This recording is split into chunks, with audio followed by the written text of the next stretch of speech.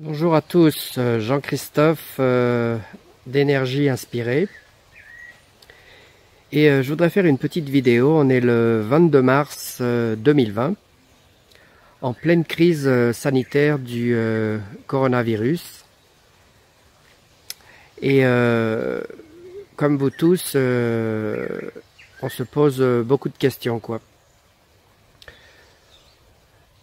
Donc cette crise sanitaire, elle a amené, bien entendu, avec le confinement qui nous a été imposé en France et dans les territoires d'outre-mer, à certaines limitations.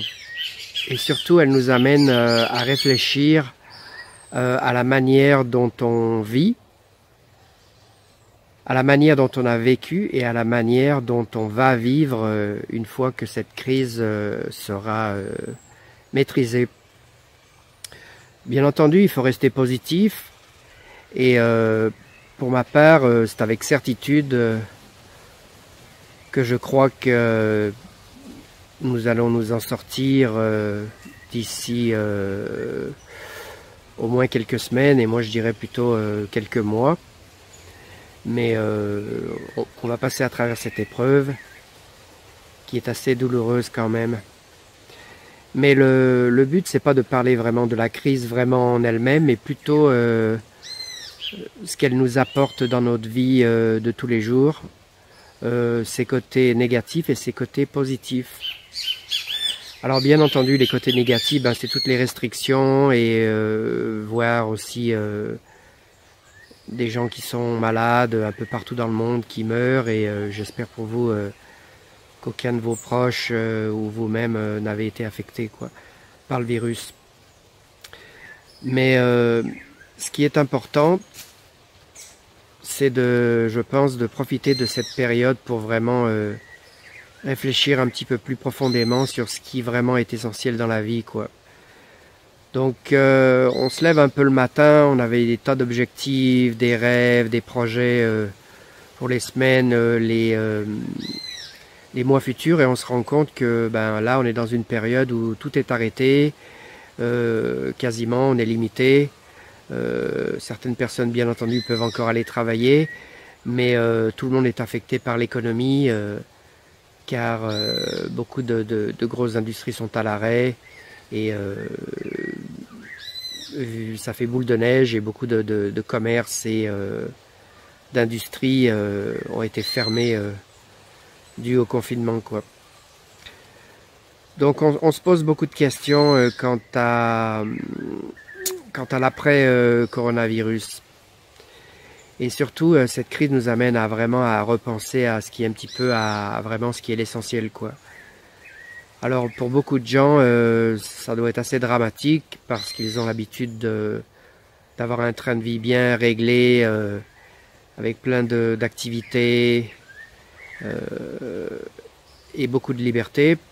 Et ils n'ont pas appris à vraiment vivre avec on va dire, le minimum, quoi, le minimum vital, et à se contenter, et surtout d'avoir de la gratitude si on a la chance d'avoir ce minimum vital qui est un toit, de l'eau potable, de manger à peu près à sa faim, et d'être chauffé, et surtout aussi pour ceux qui sont dans les pays riches, d'avoir de l'aide du gouvernement et éventuellement des soins médicaux, quoi. Donc chaque jour je me lève, je me dis quand même j'aurais pu être né dans un pays beaucoup plus pauvre qui, s'il était affecté par la crise, rendrait la vie vraiment très très difficile, quoi. Alors il ne s'agit pas de se satisfaire de ce qu'on a actuellement, il s'agit surtout de regarder d'une manière positive et de se dire dans ces moments durs que ça pourrait être pire, quoi. Et que surtout qu'il faut essayer de se protéger et de protéger les autres, quoi. Alors, je suis un petit peu choqué quand même de voir que enfin je vais surtout parler de la France et un peu de la Guyane française dans laquelle je vis actuellement, de voir des gens un petit peu irresponsables et des gens qui pensent encore que ils ne sont pas touchés par cette crise, Et ils sont certains qu'ils seront immunisés et que le coronavirus, ça n'arrive qu'aux autres. Malheureusement, ça a été bien prouvé scientifiquement que la contagion, ça pouvait arriver à n'importe qui et personne n'est vraiment à l'abri, quoi. Donc on espère que ces gens-là vont prendre conscience et on espère aussi peut-être que les pouvoirs publics vont mettre en œuvre certaines mesures pour durcir un petit peu certaines règles, car malheureusement certaines personnes n'ont encore rien compris, quoi. Et qu'on ne sait pas vraiment où c'est qu'on s'en va avec cette crise sanitaire et ça pourrait être vraiment dramatique, quoi. Alors on parle de quelques milliers de morts, ça paraît peu à l'échelle mondiale, mais ça pourrait vraiment se multiplier et ça pourrait vraiment être vraiment pire, quoi. Surtout que c'est pas maîtrisé encore, quoi. Et qu'on n'a pas vraiment encore de solutions efficaces comme des vaccins ou des remèdes dont tout le monde va pouvoir bénéficier, quoi. Donc on se réveille le matin et on se dit tous les projets qu'on avait sont mis à l'eau temporairement. Et pour certaines personnes, ça va être dur même de redémarrer, quoi. On pense à certaines entreprises, aux petits entrepreneurs, à tous les gens qui vivent quand même, qui n'ont pas de sécurité vraiment. Je parle pas des fonctionnaires, mais je parle des gens qui sont vraiment livrés à eux-mêmes et qui doivent vraiment faire travailler leur trésorerie pour être capables de survivre, quoi. Et donc on se rend compte quand même que même si on a de l'argent en banque, eh ben on se rend compte de certaines limitations qu'on peut avoir, même quand on a un compte bien fourni, que on peut avoir tout ce qu'on veut. Si les magasins sont fermés, eh ben on peut pas acheter ce qu'on veut, quoi. On est vraiment réduit au minimum qui est la nourriture. En gros, c'est ça, quoi, la nourriture, l'eau, etc., quoi. Donc, moi, je voulais acheter une cartouche d'encre pour imprimer et continuer les cours que je suis en train de suivre et je peux pas, par exemple. Et bon, c'est un peu ennuyant, mais je me dis quand même qu'il faut revenir à l'essentiel et on va faire avec ce qu'on a, quoi. Alors, ce qui est important là, c'est vraiment de se dire, on réapprend peut-être à vivre avec le minimum et ce qui est essentiel et on regarde les valeurs au niveau de ce qui est profond et important, quoi. On est trop conditionné par des choses des fois qui sont pas vraiment toujours aussi important. On a été habitué à vivre d'une certaine manière et quand il y a des crises comme ça, on se sent un petit peu perdu, quoi. Alors je suis sûr que pour certaines gens ça doit être dramatique, quoi, etc., quoi. Et pour certains détails qui peuvent paraître même ridicules pour certains, quoi. Le fait peut-être de ne pas pouvoir aller chez le coiffeur, le fait de ne pas pouvoir pour certains ça peut être important, quoi. C'est un exemple comme un autre que je peux donner, quoi, hein. Pour certains autres, c'est de pas pouvoir aller à la salle de gymnastique pour faire sa musculation, quoi. On est dépendant. Mais on réapprend à devenir ingénieux et à être créatif et à trouver des moyens pour pouvoir s'occuper, quoi. C'est aussi un moment aussi pour se recueillir et penser vraiment à ce que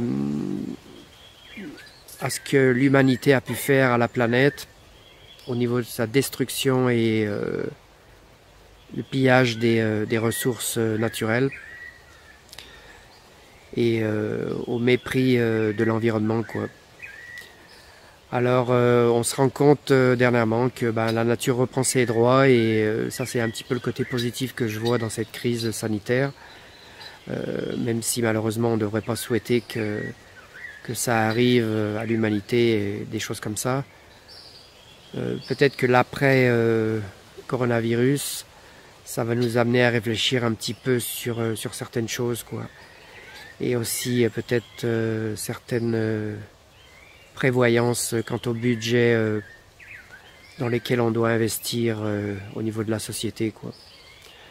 Donc on se rend compte qu'on a beaucoup d'argent pour, ou peut-être d'après moi trop d'argent pour les budgets militaires, mais que quand il y a des crises sanitaires au niveau du budget de la santé, eh ben, on limite certaines choses, quoi. Et pour les pays riches, ça semble assez inacceptable, quoi.